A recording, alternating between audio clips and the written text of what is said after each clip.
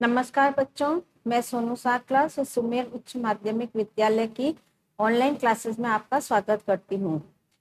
Class 9 geography chapter 4 कर रहे थे जलवायु। हमने देखा था कि किस तरह से जलवायु और मौसम जो एक पर्यावरणीय दशाएं है, दोनों ही मौसम जिसे अल्पकालीन पर्यावरणीय दशाएं कहा जाता है और जलवायु जिसे दीर्घकालीन पर्यावरणीय दशाएं कहा जाता है। मौसम और जलवायु के तत्व हमने देखे थे, जिसमें तापमान, वायुमंडलीय दाब, पवन, आर्द्रता और वर्षण सम्मिलित थे। तापमान के कारण जो मौसम में परिवर्तन होता है या जलवायु या पर्यावरण दशाओं में परिवर्तन होता है, उसमें प्रादेशिक विभिन्नता को हमने देखा था कि किस प्रकार प्रादेशिक विभिन्नताओं के साथ साथ है जो तापमान बदलता रहता है।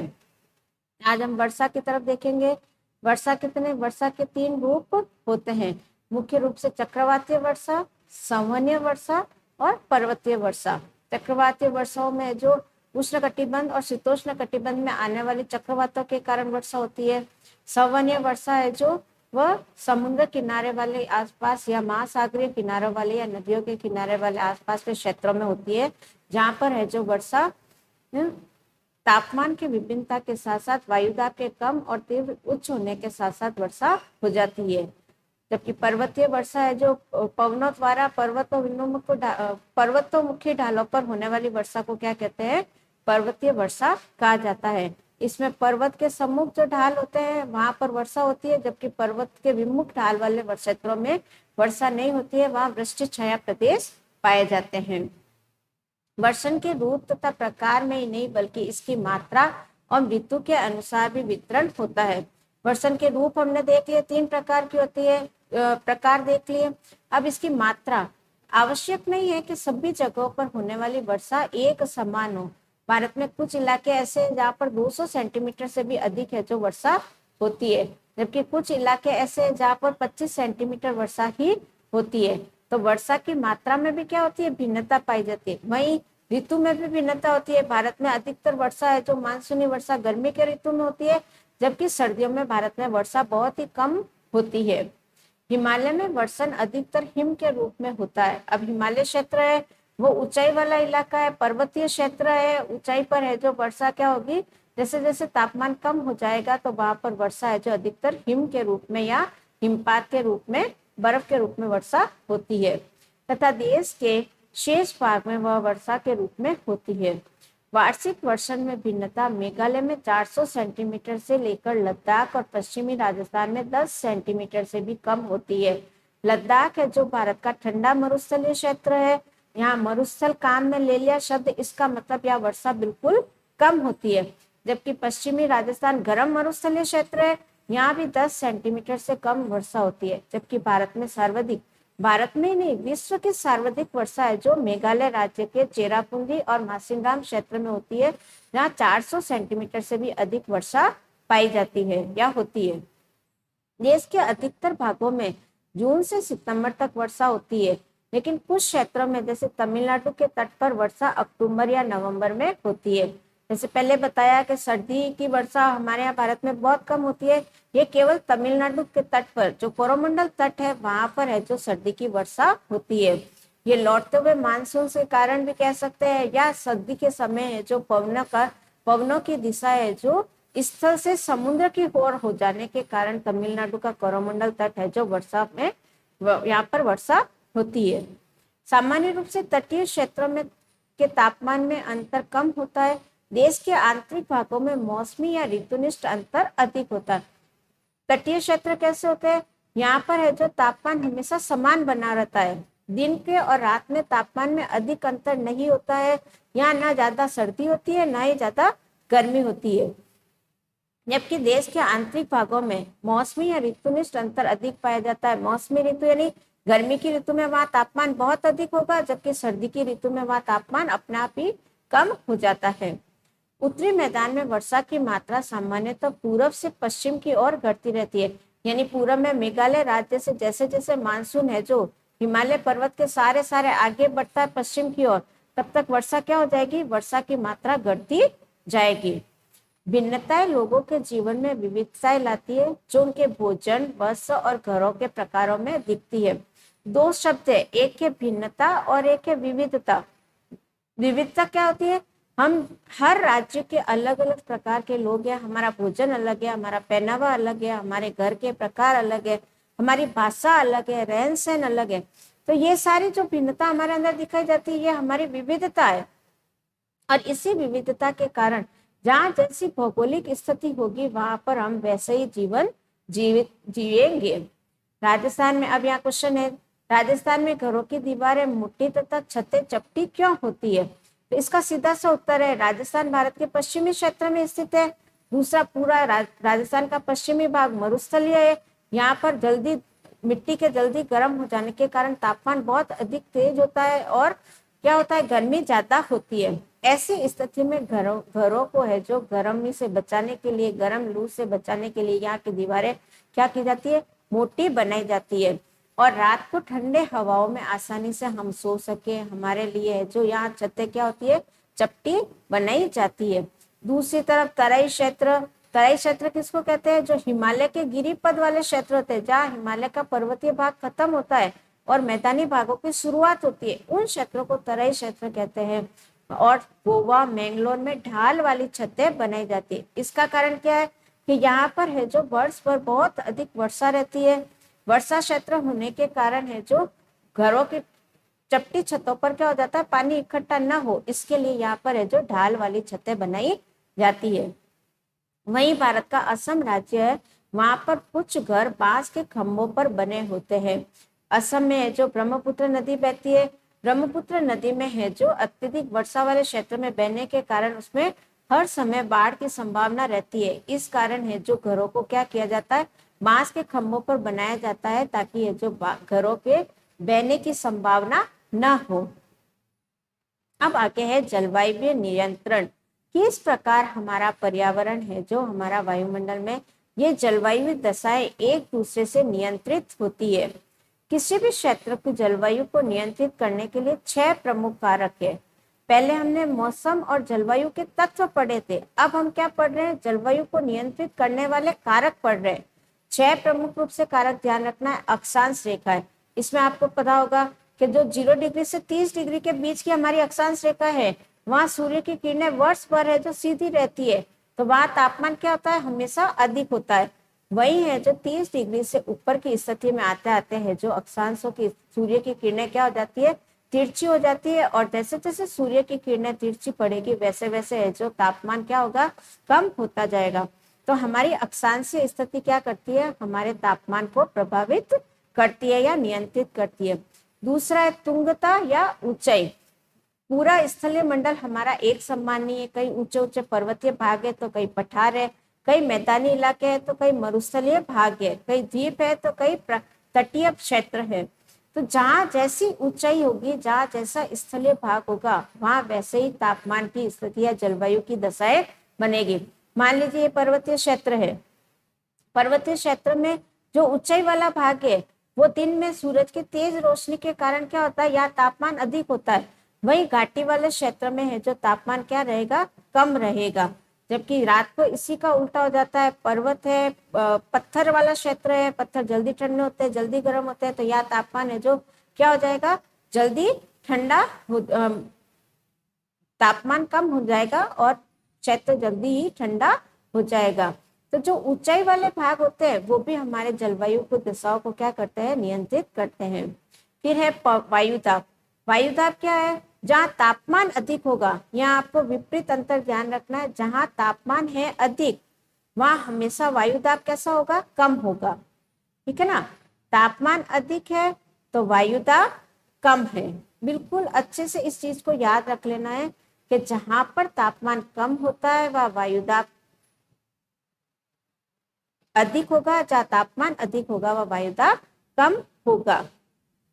तापमान और वायुदाब इन दोनों में है जो एक दूसरे के विपरीत दशाएं रहती है। और जहाँ तापमान कम है वह वायुदाब अधिक है, तो हमारी तो 30 पवन तंत्र है वो किस पर निर्भर करता है, हमारे वायुदाब पर निर्भर करता है।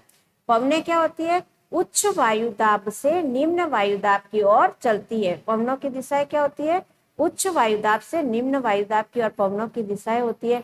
तो इस तरह पवनें हैं जो वायुदाब के कम और अधिक होने से पवनों की दिशाएं परिवर्तित हो जाती है, और पवनों की दिशाएं परिवर्तित होते ही हमारे जलवायु की दिशा भी जलवायु में भी क्या हो जाएगा, परिवर्तन आ जाएगा। तो पवने और वायुदाब ये दोनों हमारे जलवायु को नियंत्रित करते हैं। फिर है समुद्र से दूरी। समुद्र के आसपास के क्षेत्रों में है जो तापमान हमेशा समान बना हुआ रहता है, ना अधिक गर्मी होती है ना अधिक सर्दी होती है। लेकिन जैसे जैसे हम समुद्री क्षेत्रों से दूरी की दूर जाएंगे, वैसे वैसे जो हमारा जलवायु क्या होगा, प्रभावित होता जाएगा। फिर आपको यहाँ ध्यान रखना है महासागरीय धाराएं। महासागरीय धाराएं ये दो प्रकार की होती है, एक गर्म महासागरीय धारा है, एक ठंडी महासागरीय धारा है।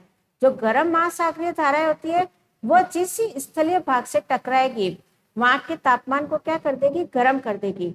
और जो ठंडी धाराएं होती है वो भी क्या करेगी, जिस स्थलीय भाग से टकराएगी वो ठंडी कर देगी।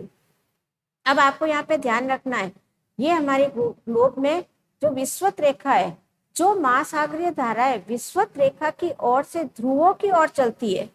लाइन अच्छे से सुने, विषुवत रेखा से ध्रुवों की ओर चलने वाली महासागरीय धाराएं हमेशा गर्म होती है, जबकि ध्रुवों से विषुवत रेखा की ओर चलने वाली कैसी होगी, ठंडी होगी।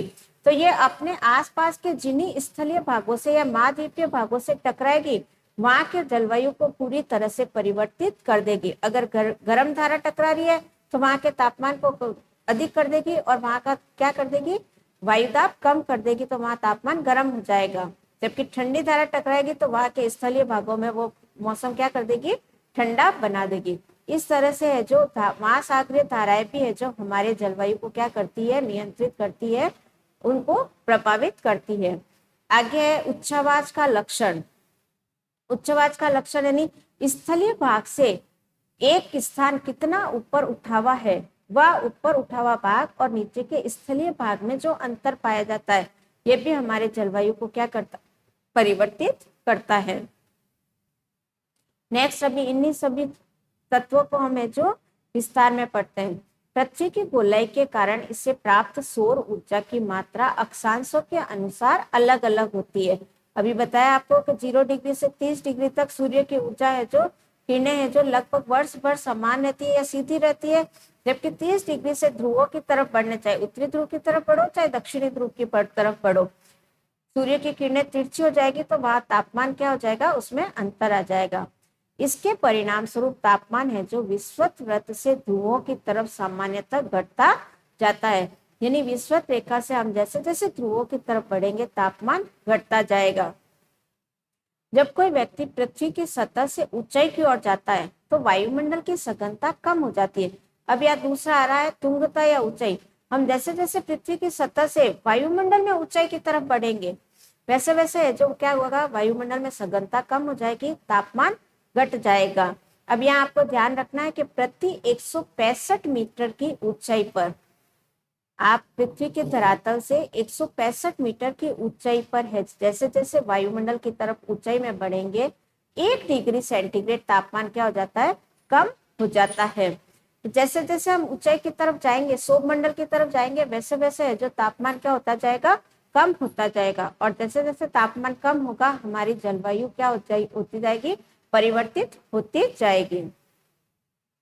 आगे है पहाड़ी वायुमंडल की सघनता कम हो जाती है और तापमान घट जाता है, इसलिए पहाड़ियां गर्मी के मौसम में ठंडी होती है। इसीलिए हम लोग है जो गर्मी के मौसम में सब हिल स्टेशन पर घूमने के लिए जाते हैं।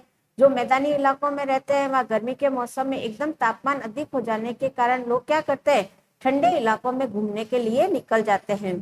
किसी भी क्षेत्र का वायुदाब और पवन तंत्र उस स्थान की अक्षांश और ऊंचाई पर निर्भर करता है। इस प्रकार तापमान एवं वर्षा वितरण को प्रभावित करता है। समुद्र का जलवायु पर समकारी प्रभाव पड़ता है। जैसे जैसे समुद्र पर दूरी बढ़ती है यह प्रभाव कम हो जाता है। समकारी प्रभाव का मतलब है कि जलवायु है जो समुद्र के आसपास के इलाकों में कोई विशेष प्रभाव नहीं रहता है, समान प्रभाव रहता है, न अधिक सर्दी न अधिक गर्मी। लोग विषम मौसमी अवस्थाओं को महसूस करते हैं। वापस लाइन देखिए एक बार। जैसे जैसे समुद्र से दूरी पड़ती है यह प्रभाव कम होता जाता है। लोग विषम मौसमी अवस्थाओं को महसूस करते हैं। इसे महाद्वीपीय अवस्था कहते हैं। महाद्वीपीय अवस्था क्या है, ऐसे इलाके जहां पर गर्मी में बहुत अधिक गर्मी और सर्दी में बहुत अधिक ठंड रहती है उसे महाद्वीपीय अवस्था कहते हैं। अब इसमें हमें अपने राजस्थान का चूरू क्षेत्र ध्यान रखना है, जो कि महाद्वीपीय अवस्थाओं का सबसे अच्छा उदाहरण है।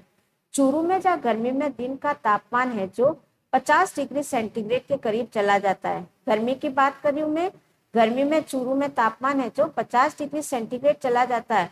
वही राजस्थान में चूरू एकमात्र जिला है जो सर्दी में -डिग्री तक, वहां तापमान -1 डिग्री तक भी उसका तापमान चला जाता है। तो गर्मी में जहाँ बिल्कुल 50 डिग्री तापमान है, वही सर्दी में -डिग्री का तापमान, यानी सर्दी और गर्मी दोनों के मौसमी अवस्थाओं में जो अंतर पाया जाता है, जो विषम मौसमी अवस्थाएं पाई जाती है, इसे हम महाद्वीपीय अवस्थाएं कहते हैं। महासागरीय धाराएं समुद्र से तट की ओर चलने वाली हवाओं के साथ तटीय क्षेत्रों की जलवायु को प्रभावित करती है। उदाहरण के लिए कोई भी तटीय क्षेत्र जहां गर्म या ठंडी जलधाराएं बहती है, वायु की दिशा समुद्र से तट की ओर हो तब वह तट गर्म या ठंडा हो जाता है। अभी आपको पहले ही बता दिया कि है जो महासागरीय धाराएं दो प्रकार की होती है, एक गर्म और एक ठंडी। जब ठंडी धारा टकराएगी तो वहां के मौसम को क्या कर देगी, ठंडा कर देगी। जब गर्म धारा टकराएगी तो वहां के मौसम को ठंडा कर देगी। नेक्स्ट, विश्व के अधिकतर मरुस्थल उपोष्ण कटिबंध भागों में स्थित महाद्वीपों के पश्चिमी किनारे पर क्यों स्थित है? अब इसका सबसे बड़ा कारण है कि विश्व के जो अधिकतर उपोष्ण कटिबंधीय भाग है, ठीक है ना, इनके है जो पश्चिमी इलाकों पर मरुस्थल है, जबकि इनके पूर्वी इलाकों पर तटीय भागों पर ज्यादातर है जो समुद्री भाग पाए जाते हैं। अंत में किसी भी स्थान की जलवायु को निर्धारित करने में उच्चवास का भी महत्वपूर्ण स्थान है। ऊंचे पर्वत ठंडी तथा गर्म वायु को अवरोधित करते हैं। यदि उनकी ऊंचाई इतनी हो कि वे वर्षा लाने वाले वायु के रास्तों को रोकने में सक्षम है, तो वे उस क्षेत्र में वर्षा के कारण भी बन सकते हैं। पर्वतों के पवन विमुख ढाल अपेक्षाकृत सूखे रहते हैं। अब देखो, दो चीज कही गई है यहाँ पे। जो पर्वत क्या करता है, ठंडी और गर्म वायु को अवरोधित करते हैं। अब इसमें हमारे हिमालय पर्वत का उदाहरण लीजिए। हिमालय पर्वत क्या है, अपनी ऊंचाई के कारण विश्व में सबसे ऊंचे पर्वतमाला में आते हैं। सबसे ऊंचाई वाली जो पर्वत चोटियां है वो हिमालय श्रेणी में ही आती है। ये साइबेरिया से आने वाली ठंडी पवनों को भारत में प्रवेश करने से रोकती है। तो यानी पर्वतों में इतनी क्षमता है कि वह अवरोध के रूप में काम करता है। ये ठंडी और गर्म वायु को रोकने का काम करते हैं। वहीं इनकी ऊंचाई अधिक होते हैं तो ये हमारे भारत के जो मानसूनी पवनें आती है, इन पवनों को रोक कर है जो भारत में वर्षा का कारण बनते हैं। इसीलिए हिमालय के आसपास के पर्वतीय क्षेत्रों में है जो भारत में वर्षा अधिक होती है। वहीं पवन विमुख की जो ढाल होते हैं वो अपेक्षाकृत सूखे होते हैं। इसको हम दक्षिण भारत का उदाहरण में समझ सकते हैं। ये हमारा दक्षिण भारत है, ये हमारा पश्चिमी घाट है। पश्चिमी घाट जो पवन उन्मुख की ढाल वाले क्षेत्र है, यहाँ पर तो वर्षा खूब होगी, जबकि इसके विपरीत जो ढाल है, प्रायद्वीपीय पठार के पास लगने वाला ये ढाल, ये पवन विमुख की ढाल होने के कारण हमेशा अपेक्षाकृत सूखे होते हैं। इन्हें वृष्टि छाया प्रदेश के नाम से भी जाना जाता है। तो पश्चिमी घाट का एक ढाल जो बिल्कुल वर्षा से युक्त है, यहाँ पर 200 सेंटीमीटर से अधिक वर्षा होती है। वहीं उसका विपरीत वाला ढाल है जो बिल्कुल वृष्टि छाया वाला प्रदेश है। ये कि ये हिमालय में है कि जो भाग हिमालय का जो भाग पवनों को रोकने का काम कर रहा है, मानसूनी क्षेत्र के साथ लगता है, पवने उन्हें मानसूनी पवनों को रोकता है, वहां पर वर्षा खूब होती है। जबकि उसके विपरीत साइड में जो तिब्बत के पठार वाला भाग है वो बिल्कुल शुष्क क्षेत्र में आता है। अब यहाँ पढ़ेंगे हम भारत की जलवायु को प्रभावित करने वाले पर। अभी हमने पढ़ा जलवायु नियंत्रण, यानी जलवायु को नियंत्रित करने वाले या प्रभावित करने वाले कारक में हम जिन प्रमुख तत्वों को या कारकों को समझे, उन्हीं में से अब भारत की जलवायु को वो कारक कैसे प्रभावित करते हैं ये देखेंगे। अक्षांश कर्कवृत्त है जो देश के मध्य भाग, पश्चिम में कच्छ के रण से लेकर पूर्व में मिजोरम से होकर गुजरती है। देश का लगभग आधा भाग कर्कवृत्त के दक्षिण में स्थित है। आपको अच्छी तरह से पता है कि जो भारत का, इस तरह से देखिए आप, कर्क रेखा है जो भारत के कच्छ के रण से यानी गुजरात से होकर इस तरह से निकलती है, 8 राज्यों में से निकलती है। पश्चिम से लेकर पूरब तक ये भारत को 2 बराबर भागों में बांटती है। जो दक्षिणी भाग है वो पूरा के पूरा है जो उष्ण कटिबंध में आता है, जबकि जो उत्तरी भाग है वो भारत का उपोष्ण कटिबंध में आता है। देश का लगभग आधा भाग कर्क वृत्त के दक्षिण में स्थित है, जो उष्ण कटिबंधीय क्षेत्र में आता है। वही कर्क वृत्त के उत्तर में स्थित शेष भाग उपोष्ण कटिबंधीय है। इसलिए भारत की जलवायु को उष्ण कटिबंधीय जलवायु और उपोष्ण कटिबंधीय जलवायु दोनों प्रकार की विशेषताएं उपस्थित है। यदि आपको कोई पूछे कि भारत की जलवायु कैसी है, तो भारत की जलवायु को उष्ण कटिबंधीय और उपोष्ण कटिबंधीय जलवायु की मिश्रित जलवायु की संज्ञा दी जाती है। अब ऊंचाई, भारत के उत्तर में हिमालय पर्वत है। इसकी औसत ऊंचाई लगभग 6000 मीटर है। भारत का तटीय क्षेत्र भी विशाल है, जहाँ अधिकतम ऊंचाई लगभग 30 मीटर है। हिमालय मध्य एशिया से आने वाली, अभी बताया आपको, ठंडी हवाओं से रोकता है और भारतीय उपमहाद्वीप में प्रवेश करने से इसको रोकने का काम करता है। वहीं पर्वतों के कारण इस क्षेत्र में मध्य एशिया की तुलना में कम ठंड पड़ती है। अब ये साइबेरिया से आने वाली ठंडी पवनों को रोकने का काम करता है। साथ में भारत से आने वाली स्थलीय समुद्री भागों से मानसूनी पवनों को रोककर वर्षा करता है। ठंडी पवनों को रोकता है, इस कारण भारत में ठंड कम होती है, और मानसूनी पवनों को रोकता है, इस कारण भारत में वर्षा अधिक होती है। नेक्स्ट है वायुदाब एवं पवने। भारत में जलवायु तथा मौसम संबंधी अवस्थाएं निम्नलिखित वायुमंडलीय अवस्थाओं से संचालित होती है। अब इसमें है वायुदाब और धरातलीय पवने, ऊपरी वायु परिसंचरण तंत्र और पश्चिमी चक्रवर्ती विक्षोभ और उष्णकटिबंधीय चक्रवात। भारत उत्तर पूर्वी व्यापारिक पवनों वाले क्षेत्र में आता है। आपको ध्यान रखना है, व्यापारिक पवनों की स्थिति है 0 डिग्री से 30 डिग्री। व्यापारिक पवनों की स्थिति क्या है? 0 डिग्री से 30 डिग्री है, जो ग्लोब में है, जो व्यापारिक पवनों को दिखाया जाता है। ये ग्लोब है, इसमें 0 डिग्री से 30 डिग्री के बीच में है जो व्यापारिक पवनें चलती हैं, और भारत की अक्षांश स्थिति 8 डिग्री से 37 डिग्री तक है। तो भारत में है जो भारत उत्तर पूर्वी व्यापारिक पवनों में वाले क्षेत्र में स्थित है। ये पवनें उत्तरी गोलार्ध के उपोष्ण कटिबंध, अब यहाँ देखिए 30 डिग्री तक आपके है जो उष्ण कटिबंध होता है, और 60 डिग्री तक आपके है जो शीतोष्ण या उपोष्ण कटिबंध होता है। यहाँ पर 30 डिग्री से 35 डिग्री के बीच में है जो उच्च दाब का क्षेत्र बनता है, जबकि विस्तृत रेखा के पास 0 डिग्री से 5 डिग्री के बीच में है जो निम्न दाब के क्षेत्र बनते हैं। तो उच्च पवनें कहाँ चलती है? उच्च दाब से निम्न दाब के क्षेत्र की ओर चलती है। तो उपोष्ण कटिबंध की उच्च दाब वाली पवनें हैं जो विस्तृत रेखा के निम्न दाब पवनों की तरफ है जो गति करती है। इस तरह से है जो पवनों की गति रहती है। उत्तरी गोलार्ध की बात हो रही है। उत्तरी गोलार्ध में पवनें हैं जो उत्तर पूर्वी पवनें हैं जो ये विषुवत रेखा के सामने आती है। यहाँ पर पृथ्वी के घूर्णन गति या पृथ्वी के कोरोलिसिस बल के कारण ये पवनें हैं जो अपने उत्तर पूर्वी मार्ग से विक्षेपित होकर क्या करती है? अपने दाईं तरफ मुड़ जाती है। दाईं ओर मुड़ने के कारण ये पवनें क्या करती है? पुनः है जो समुद्र से स्थल की ओर बहने लग जाती है, या विषुवत रेखा से पुनः है जो 30 डिग्री अक्षांशों के बीच में बहने लग जाती है। इस तरह इन पवनों की व्यापारिक पवनों की स्थिति है जो पृथ्वी की घूर्णन गति के कारण बदलती रहती है। देखते हैं हम इसको पूरा। ये पवनें उत्तरी गोलार्ध के उपोष्ण कटिबंधीय उच्च दाब पवन पट्टियों से उत्पन्न होती है। उपोष्ण कटिबंधीय उच्च दाब पट्टी मैंने आपको बता दी 30 डिग्री से 35 डिग्री के बीच में होती है, दक्षिण की ओर बहती है, कोरोलिसिस बल के कारण अपने दाहिनी ओर विक्षेपित होकर विषुवत रेखा के निम्न दाब वाले क्षेत्रों की ओर बढ़ती है। सामान्यतः इन पवनों में नमी की मात्रा बहुत कम होती है, क्योंकि ये ज्यादातर महाद्वीपों के स्थलीय भाग की तरफ से बह रही है, क्योंकि ये स्थलीय भागों पर उत्पन्न होती है और बहती है, इसलिए इन पवनों के द्वारा वर्षा कम या नहीं होती है। इस प्रकार भारत को शुष्क क्षेत्र होना चाहिए, लेकिन ऐसा नहीं है। अब ऐसा क्यों नहीं है? तो ये देखिए, भारत की वायुदाब और पवन तंत्र क्या अद्वितीय है। शीत ऋतु में हिमालय के उत्तर में उच्च दाब होता है। इस क्षेत्र की ठंडी शुष्क हवाएं दक्षिण में निम्न दाब वाले महासागरीय क्षेत्र के ऊपर बहती है, जबकि ग्रीष्म ऋतु में आंतरिक एशिया व उत्तर पूर्वी भागों में निम्न दाब का क्षेत्र उत्पन्न हो जाता है। इसके कारण गर्मी के दिनों में वायु की दिशा अपने आप ही पूरी तरह क्या हो जाती है, परिवर्तित हो जाती है।